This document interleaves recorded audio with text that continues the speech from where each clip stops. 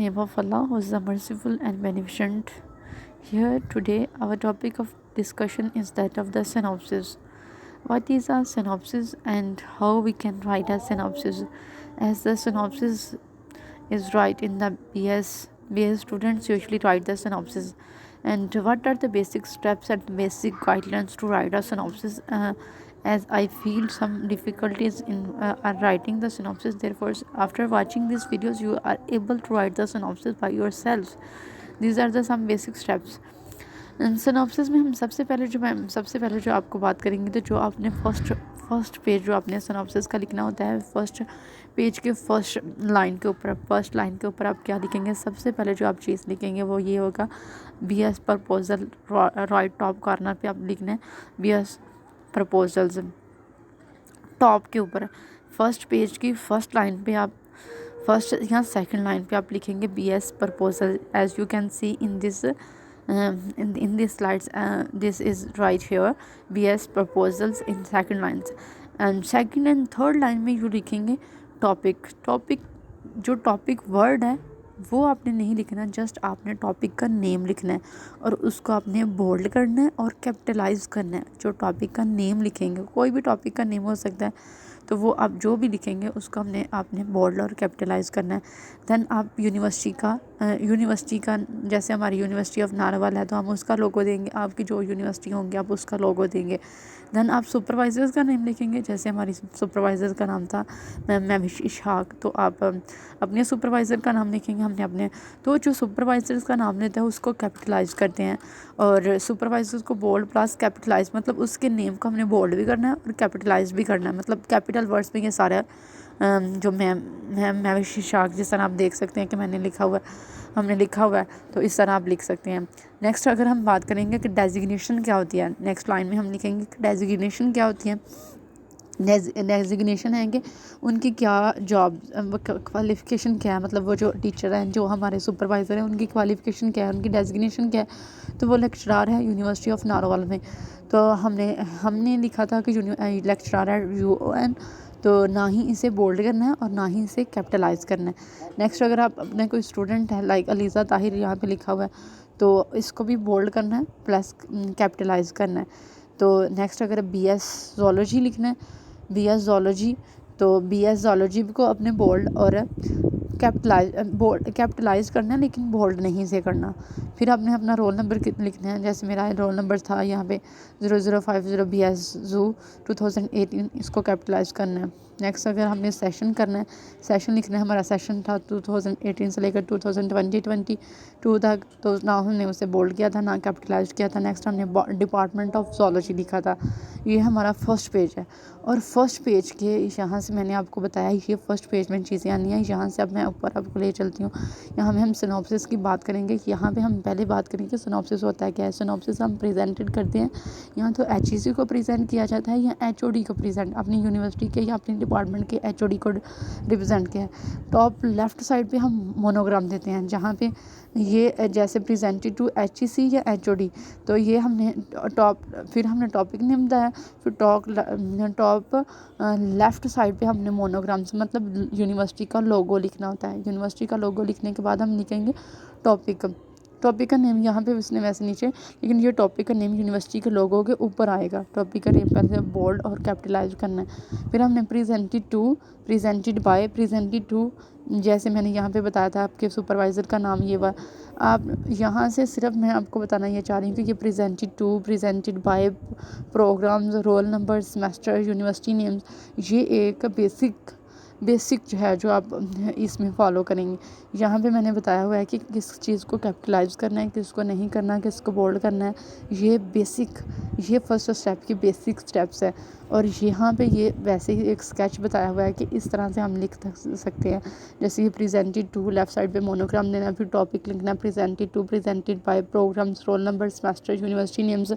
तो ये हम सारा ये फर्स्ट पेज की बात कर रहे हैं, ये फर्स्ट पेज में बात बताई हुई है। नेक्स्ट अगर हम सेकंड पेज की बात करें, तो सेकंड पेज में हम बात करेंगे कि सेकंड पेज में क्या होता है कि सेकंड पेज में ये जो होता है ना, ये सेकंड पेज में, तो सेकंड पेज में हम एब्स्ट्रैक्ट लिखते हैं। सेकंड पेज में जो हाफ पेज हम लिखेंगे ना उसका, तो उसमें सब्सट्रैक्ट लिखेंगे, और जो टॉपिक ना हमने फर्स्ट पेज पे ही नंबरिंग देनी है, ना हमने सेकंड पेज पे नंबरिंग देनी है।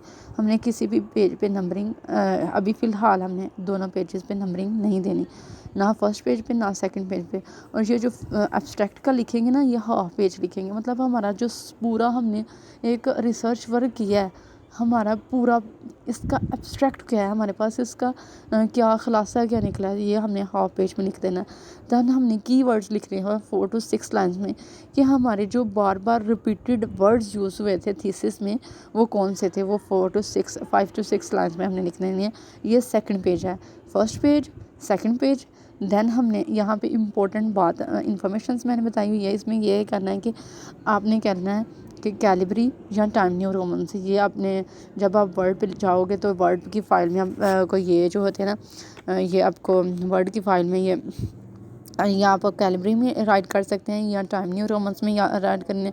जो फ्रंट साइड रखेंगे वो मेन हेडिंग्स का 16 होंगे, सब हेडिंग्स का 14 रखेंगे, टेक्स्ट का 12 रखेंगे, और जो अभी फ़िलहाल 2 पेजेस की कोई नंबरिंग नहीं देनी।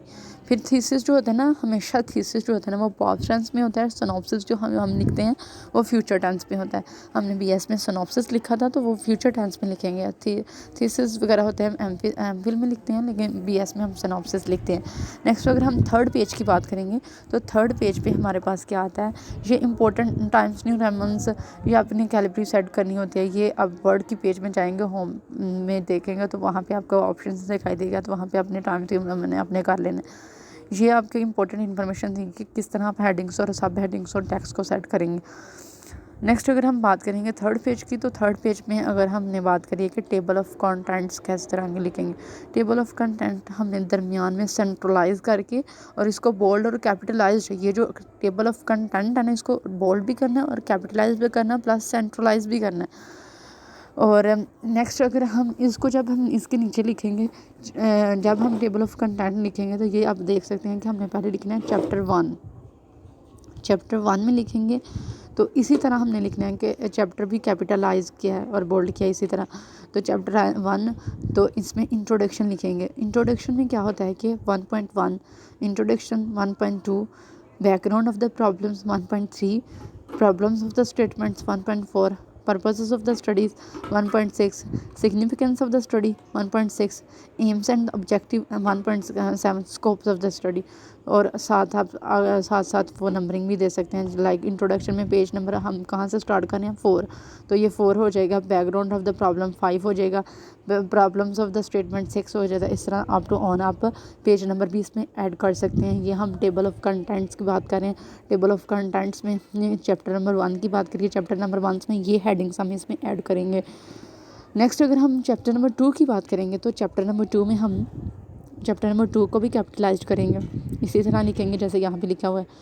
यहाँ भी बात याद रखिएगा कि वहाँ पे हमने लिखा था 2.1.1, लेकिन यहाँ पे हम चैप्टर नंबर 2 के बाद 2.1 नहीं लिखेंगे। यहाँ पे सिर्फ हम लिटरेचर रिव्यू लिखेंगे और उसे कैपिटलाइज करेंगे और इसके साथ वो पेज नंबर ऐड कर देंगे। नेक्स्ट अगर हम चैप्टर नंबर 3 की बात करेंगे, चैप्टर नंबर 3 के बाद भी हम रिसर्च मैथडोलॉजी लिखेंगे इसकी, और यहाँ पे भी हम 3.1 नहीं लिखेंगे जैसे कि मैंने कट किया हुआ है। इसका मतलब यह है कि ये नहीं लिखना। और इसके बाद अगर हम चैप्टर नंबर 4 की बात करेंगे तो 4 में भी हमने 4.1 लिखना है और उसको भी हमने यहाँ पे आपने थोड़ा कन्फ्यूजन से बच के रहना है। सिर्फ चैप्टर नंबर 2 और चैप्टर नंबर 3 में हमने 2.1 और 3.1 नहीं लिखना, लेकिन चैप्टर नंबर 4 में जैसे ही बात आएगी, लेकिन 4 वहाँ पे आपने लिखना है, 4.1 भी लिखना है, 4.2 4.3 भी लिखना है। और ये है क्या, इसमें इसको कैपिटलाइज भी करना है। जैसे प्रीलिमिनरी रिजल्ट्स है, प्लान ऑफ स्टडी है एंड फ्यूचर वर्क। हमने फ्यूचर में कैसे यूज़ कर सकते हैं इसको, और जो प्लान ऑफ स्टडी क्या है हमारा, रिजल्ट्स हमारे क्या हैं। और चैप्टर नंबर 3 में हम रिसर्च मैथडोलॉजी को डिस्कस करते हैं। चैप्टर नंबर 2 में हम लिटरेचर रिव्यू को डिस्कस करते हैं। तो ये हमारा टेबल ऑफ कंटेंट्स है। चैप्टर नंबर 5 में हम रेफरेंसेस को ऐड करते हैं, साथ इसका पेज नंबर ऐड कर दीजिएगा। तो ये हमारा टेबल ऑफ कंटेंट मतलब थर्ड पेज तैयार हो गया। आपको समझ आ गई होगी।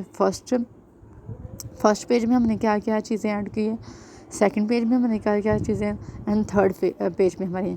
नेक्स्ट हम बात करेंगे चैप्टर नंबर 1 और इंट्रोडक्शन में हमने क्या क्या चीज़ें ऐड करनी है, हम उसकी बात करेंगे।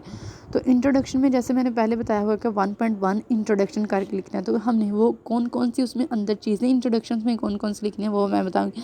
जैसे अगर हम बात कर रहे हैं कि arsenic is an heavy metals which causes और टॉक्सिटी और मैनी प्रॉब्लम्स, तो ये जो होता है ना, इसको हम किस तरह लिखेंगे कि ये हमारे पास हम साइटेशंस वगैरह किस तरह ऐड करते हैं। तो ये जो पहला नंबर आएगा ना, ये नेम ऑफ़ रिसर्चर होगा और दूसरा ईयर्स ऑफ पब्लिकेशंस होगा। ये हमने एक इंट्रोडक्शंस में हम बेसिकली इंट्रोडक्शंस में हम किसी भी हैवी मेटल्स का ही ले रहे हैं, तो हैवी मेटल्स का हम इफेक्ट देखना चाहते हैं कोई भी ऑर्गेनिजम्स के ऊपर माइस पे लगाते हैं। तो हम पहले हैवी मेटल्स होती क्या हैं और हैवी मेटल्स होती क्या हैं और कैसे प्रॉब्लम्स कॉज करते हैं। तो हैवी मेटल्स जो होती है ना, वो टॉक्सिटी क्रिएट करती हैं और ये मैनी प्रॉब्लम्स क्रिएट करती हैं। तो ये किसने कही है, मतलब इसकी साइटेशन हम ऐड करते हैं। इसके बाद हमने हर डेट लाइन के बाद हमने साइटेशन ऐड करनी होती है ये सिनॉप्सिस में। तो साइटेशन किस तरह ऐड करते हैं, पहले हमने नेम ऑफ़ रिसर्चर लिखना होता है, बाद में हमने नेम ऑफ़ ईयर्स लिखना होता है, दरमियान में कॉमा लगाना होता है। जैसे मैंने ये यहाँ पे शो किया जाता है। जब हमारे पास एक पर्सन होगा, व्हेन वन पर्सन, कोई भी चीज़ है, अगर एक पर्सन की साइटेशन है, अगर आप कोई भी चीज़ गूगल स्कॉलर पे जाके सर्च करते हैं ना, तो आपको वो इजीली साइटेशंस वगैरह मिल जाती हैं। तो वो साइटेशंस किस तरह ऐड करनी होती हैं, वो काफ़ी ज़्यादा भी दी होती हैं, थोड़ी भी दी होती हैं। जब एक पर्सन दिया, लाइक सारा, 2021, सारा is a name of the researchers and 2021 is a recent study और आल्सो रिसर्च। मीन्स वो कह रहा है कि जो आपकी रीसेंट स्टडीज़ होती है ना, आप ज़्यादातर उसको सिनॉप्सिस में इंक्लूड करते हैं। आप ज़्यादा 1990s की बात नहीं करते, इसमें रीसेंट स्टडी को आप इंक्लूड करते हैं जब वन पर्सन हो। When two persons are studies, when जब हमारे पास दो पर्सन्स होते हैं, तो हम दो पर्सन्स को किस तरह ऐड करते हैं, सारा एंड आमना एंड फिर कोमा, फिर 2021 से यहाँ पे हम एंड लगा देते हैं। और जब मैनी पर्सन्स होते हैं, तो वो सारा लिख के मेन नेम लिख के, और बाद में हमने ETAL एटैलिसाइज करेंगे इस वर्ड को मैनी पीपल्स के लिए, और मेन फर्स्ट जो नंबर नेम होता है ना, उसको मेन नेम लिखा जाता है, वैसे जैसे लिखा जाता है। नेक्स्ट अगर हम ये साइटेशन की बात करिए, इस तरह हम इंट्रोडक्शन लिखेंगे। इसी तरह हमने ये इंट्रोडक्शंस लिखना है। इंट्रोडक्शन के बाद बैकग्राउंड ऑफ द प्रॉब्लम्स लिखना है, फिर प्रॉब्लम्स की स्टेटमेंट क्या होती है, फिर पर्पस ऑफ स्टडी क्या होता है, फिर significance of study, objectives and AIIMS and scopes. ये सारा हम चैप्टर नंबर 1 में कंप्लीट करेंगे। नेक्स्ट अगर हम बात करेंगे कि चैप्टर नंबर ये टाइप ऑफ हैवी मेटल्स किस तरह की होती हैं। हम हैवी मेटल्स का इफेक्ट देखते हैं एनिमल्स के ऊपर, लाइक लेड है, अमोनियम है, क्रोमियम है, आर्सेनिक्स है। तो ये these are all heavy metals which cause toxicity. तो affect of heavy metals on different organs, हम किसी भी डिफरेंट ऑर्गन्स का के ऊपर ना हैवी मेटल्स का इफेक्ट देख रहे होते हैं। लाइक लेड है, क्रोमियम है, आर्सेनिक्स है, तो उनका हम इफेक्ट देख रहे होते हैं डिफरेंट ऑर्गन्स के ऊपर, गोनेट्स के ऊपर, लीवर के ऊपर, किडनी के ऊपर, लंग्स के ऊपर। तो इसको हम टॉपिक नेम किस तरह से लिख सकते हैं, हम topic name evaluation of garlic extract. Garlic extract means that of the this is dots, antidote और डोट होता है ना, तो जो ये जो होते हैं आर्सेनिक टॉक्सिटी कॉज करते हैं, तो इसको रिमूव करने के लिए हम एंटीडोट यूज़ करते हैं। तो garlic extract is an antidote, जो ट्रीटमेंट के तौर पर अगेंस्ट आर्सेनिक यूज़ हो रहा होता है। तो हम इसको टॉपिक को नेम किस तरह से लिख सकते हैं, जो हमने सबसे ऊपर टॉपिक की बात की है, तो वो टॉपिक नेम हम इस तरह से लिख सकते हैं। हमने टॉपिक का वर्ड ऐड नहीं करना, हमने सिर्फ ये टॉपिक का नेम बोल्ड और कैपिटलाइज वर्ड में लिखना है। जैसे यहाँ पे मैंने लिखा हुआ evaluation of garlic extract treatment against the arsenic induced nephrotoxicity in mice. तो माइस चेंज भी हो सकता है, माइस के ले लें, कुछ रेड ले लें। तो नेफ्रोटॉक्सिटी होती है disease in kidneys due to the arsenics, तो ये डिजीज़ इन किडनीज होती है, हमने नेफ्रोटॉक्सिटी लिखना है। आप लीवर की कोई डिजीज़ लिखते हैं। इसके अलावा बहुत ज़्यादा डिजीज़ होती हैं, आप कोई भी यहाँ पे चेंज कर सकते हैं। कहने का मकसद ये है कि आप एवेल्यूशन के लास्ट इस तरह आप टॉपिक नेम लिख सकते हैं, ये चेंज भी कर सकते हैं आपका जो टॉपिक होगा। नेक्स्ट अगर हम बात करें कि बेसिक इफेक्ट, इसमें इफेक्ट्स देखे जाते हैं, effect on the organs, effect of the arsenics, आइसोट ऑफ वर्किंग, इसकी केमिकल और फिजिकल प्रॉपर्टीज़ एंड कॉज। यहाँ पे हमने जो बात करी थी ना, कि ये जो ऊपर मैंने बात करी थी कि पहले हमने इंट्रोडक्शंस लिखना है, और इंट्रोडक्शन में हमने क्या क्या चीज़ें लिखनी है, वो हमने इंट्रोडक्शन में लिखा कि ये जो आर्सेनिक होता है, ये इसका बेसिक इफेक्ट्स क्या होता है, मतलब इसका इफेक्ट ऑर्गन्स में भी क्या होता है, इसका इफेक्ट ऑर्गन्स पे देखना है, इसके इसकी केमिकल, इसकी फ़िज़िकल प्रॉपर्टीज़, ये आर्सेनिक होती क्या है, इसकी केमिकल फ़िज़िकल प्रॉपर्टीज़, इसके स्ट्रक्चर्स, दैन इसके इफ़ेक्ट्स देखना है, इसके ऑर्गेनिक के ऑर्गन्स के ऊपर क्या इसका इफ़ेक्ट है, और इसके जो होता है ओवरऑल इसकी टॉक्सिटी क्या होती है, और ये जो काज एंड इफेक्ट होता है एंड इसके प्रोटेक्टिव एंटीडोट्स वगैरह क्या यूज़ कर सकते हैं, ये इसका हम लिख सकते हैं। नेक्स्ट अगर हम बात करेंगे कि इंट्रोडक्शंस के बाद, ये सारा हम इसमें लिख सकते हैं, ये हम इसमें लिख सकते हैं। ये सबसे पहले हम इंट्रोडक्शन लिखा। इंट्रोडक्शन में हमारे पास ड्रग्स और हैवी मेटल्स, कोई भी हम 3 एज अ टॉक्सिकेंट, ये वैसे मैं आपको हेडिंग्स बता रही हूँ, ये हेडिंग्स अपने अंदर ऐड नहीं करनी, जस्ट आपको बताने के लिए कि आप अब इंट्रोडक्शन में क्या क्या चीज़ें लिखेंगे। इंट्रोडक्शन में भी मज़ीद 9 हेडिंग्स हैं। ये यहाँ पे मैंने इंट्रोडक्शंस की बात करी थी ना कि ये इंट्रोडक्शन होता है 1.1, तो 1.1 में भी आगे 9 हेडिंग्स हम ऐड कर सकते हैं इस तरह से जैसे हमने ऐड की हुई हैं। लेकिन 1.2 वो अलग है, उसमें और चीज़ें ऐड होती हैं, उसमें बैकग्राउंड ऑफ प्रॉब्लम्स होता है, वो मैं आपको बाद में बताऊँगी। लेकिन यहाँ पे हम सिर्फ इंट्रोडक्शन की बात करें। इंट्रोडक्शन में क्या होता है, लाइक वो drugs, heavy metals as a toxicant, ये हम एक ओवरऑल टॉक्सिटी की बात कर सकते हैं। 3 to 4 लाइन्स इसमें लिख सकते हैं। फिर arsenic as a heavy metals, इसमें साइटेशन हमारे साइटेशन आफ्टर 2 लाइन्स ही हमने ऐड करनी होती है। और साइटेशन का मैंने आपको प्रोसेस बताया कि किस तरह आपने साइटेशन ऐड करनी है। और ये जो होते हैं ना heavy metal, arsenic is a heavy metals, यहाँ पे हम बात करें कि आर्सेनिक एक हैवी मेटल्स है। पहले हम एज अ टॉक्सेंट ओवरऑल टॉक्सिटी की बात करेंगे, फिर एक हैवी मेटल्स है, फिर इसके स्ट्रक्चर्स की बात करेंगे, और डायग्राम्स और प्लस रेफरेंस भी दे सकते हैं हम। And properties of the arsenics एक लाइन में लिख सकते हैं। Uses of arsenic 1 to 2 lines लिख सकते हैं। And exposure of the heavy metals 3 to 4 lines लिख सकते हैं। How heavy metals enters our bodies, expose in the environments, ये इस तरह से होता है कि किस तरह वो हमारी बॉडी में एंटर हुई है, एक्सपोज हुई हैवी मेटल्स। इसमें 3 to 4 लाइन्स आप लिख सकते हैं। आर्सेनिक टॉक्सिटी, ओवरऑल क्या टॉक्सिटी कॉज कर सकती है, 2 to 4 लाइन्स लिख सकते हैं। Contamination of the such heavy metals in the Pakistan, Pakistan में किस तरह इसमें कंटामिनेशन काज कर रहे थे, हम 4 लाइन्स इसमें लिख सकते हैं। कंटामिनेशन इन द वर्ल्ड में ये किस तरह कंटामिनेशन काज, इसमें 4 लाइन्स लिख सकते हैं। And affect of organs on which you are work, इस ऑर्गन पर हैवी मेटल्स का क्या अफेक्ट हो रहा है जिस पर आप वर्क कर सकते हैं, कर रही हैं। तो ये आपके 9 पॉइंट्स जो आप इंट्रोडक्शन में ऐड कर सकते हैं। आप हेडिंग्स ना भी ऐड करें, करना चाह रहे हैं तो भी बुरी बात नहीं है, लेकिन अगर हेडिंग्स ना ऐड करें तो बेहतर होता है। ये आप 9 पॉइंट्स हम इंट्रोडक्शंस में लिखेंगे। नेक्स्ट हमारी बात होती है वो बैकग्राउंड ऑफ प्रॉब्लम्स।